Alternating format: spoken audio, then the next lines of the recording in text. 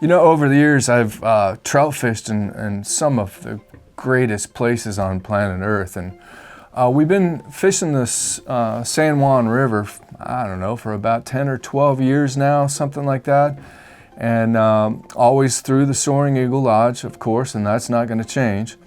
But I actually never got the chance to host the trip until this past season, and I got to tell you, I was absolutely blown away. Of course, I've always heard about the San Juan River growing up, legendary trout fishery. It was always on my list of places to get to, but this trip always kind of coincided with about the same time that I was always thinking about red fishing in New Orleans. But I finally got to host the trip, and once again, I was absolutely blown away. I have never seen so many fish in my life. It's just an amazing river. It's now on my list every year. Whether I'm the host of the trip or not, you can bet that I'll be fishing the San Juan River, that's for sure.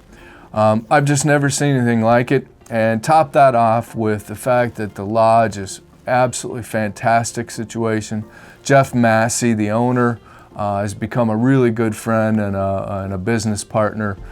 His guides, I consider many of them close friends of mine. A lot of them shop here at Mad River Outfitters. It's just a fantastic situation. The fishing, very, very diverse. You can go up to the Texas Hole, which is right below the dam, and this is where the majority of the boats put in. And I tell you, you've never seen so many boats and so many people. At first glance, I thought, oh my goodness, how can the fishing be so good with this many people pounding these fish like this? But I tell you what, it's a sight to see. There's tons and tons of boats and tons of guides and people fishing the river, but it all works out.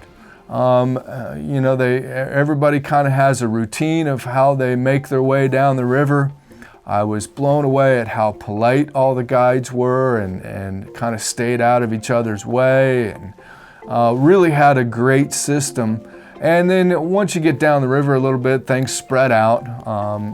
But there's certainly people on the river, but trust me, there's plenty of fish to go around.